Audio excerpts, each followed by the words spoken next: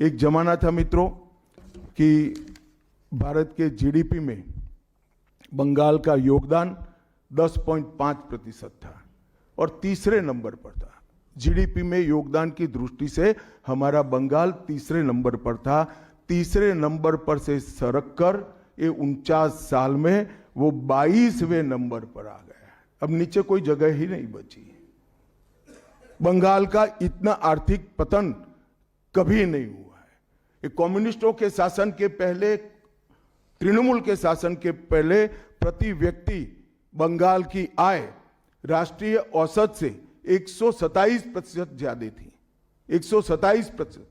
देश में नागरिक 100 रुपया कमाता था तो बंगाल में 127 रुपया कमाता था। आज देश का नागरिक 100 रुपया कमाता है तो बंगाल का नागरिक 73 रुपया कमाता है। ममता जी, आपको इसको जवाब देना पड़ेगा। हर प्रकार के उद्योग की शुरुआत एक जमाने में इस सुजलाम सुफलाम भूमि से हुआ था और इसी के आधार पर सोनार बांग्ला की परिकल्पना की जाती थी। वो बंगाल में आज भ्रष्टाचार, घुसपैठ और टोलबाजी के कारण सारी इंडस्ट्री वापिस जा रही है।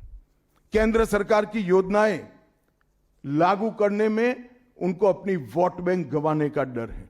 पीएम किसान देरी से लागू किया, बंगाल के किसानों का 10,000 करोड़ रुपया चला गया। आयुष्मान भारत आज तक लागू नहीं किया और बहुत आयुष्मान भारत से बहुत एक प्रकार से कमियां वाली स्वास्थ्य साथी की स्कीम लागू की है।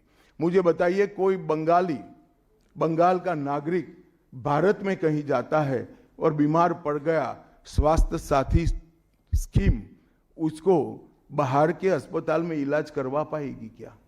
नहीं करवा पाएगी। क्या गुनाह किया है बंगाल के गरीबों ने? देश भर के गरीबों को 5 लाख तक की पूरे स्वास्थ्य की गारंटी मिल रही है। अरे कई राज्यों ने किया कि केंद्र 5 लाख दे रहा है, उन्होंने और 5 लाख जोड़ दिए।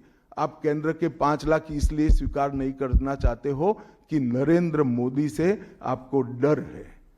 डर तो ठीक ही है क्योंकि मोदी जी की लोकप्रियता बंगाल में दिन प्रतिदिन बढ़ती है, मगर इसके कारण गरीबों का आप नुकसान कर रही हो।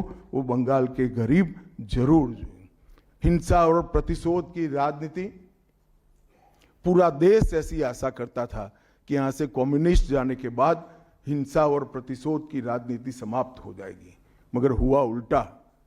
इन्होंने तो कम्युनिस्टों को भी अच्छा कहला दिया। मित्रों, अब तक 300 से अधिक भारतीय जनता पार्टी के कार्यकर्ता मारे गए हैं। 21 के चुनाव के बाद लगभग 3000 कार्यकर्ता विस्थापित बनकर आज भी अपने गांव में नहीं लौटे हैं।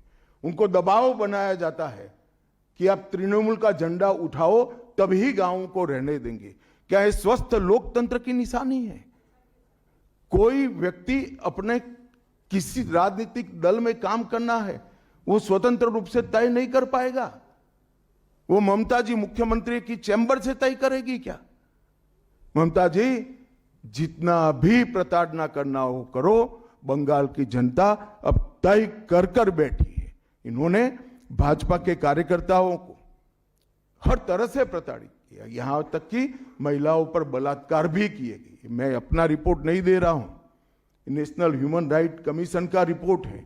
इसका भी जवाब ममता जी को देना पड़ेगा। ममता जी ने सारी संवैधानिक औचित्य को समाप्त कर दिया।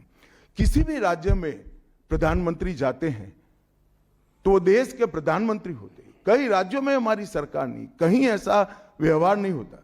वंदे भारत ट्रेन देने प्रधानमंत्री आते हैं, ममता जी स्टेज पर नहीं जाती हैं।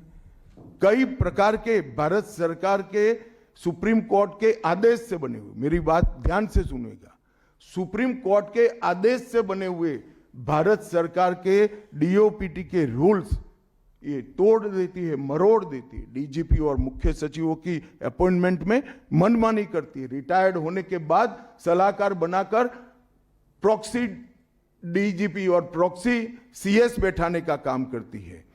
ये 34 साल कम्युनिस्टों का शासन और 15 साल टीएमसी का शासन, ये केंद्र विरोधी मानसिकता बंगाल की जनता में खड़ा कर कर हमारी संविधान की स्पिरिट थी, उस स्पिरिट का कंप्लीट इन्होंने अनादर करने का काम किया है।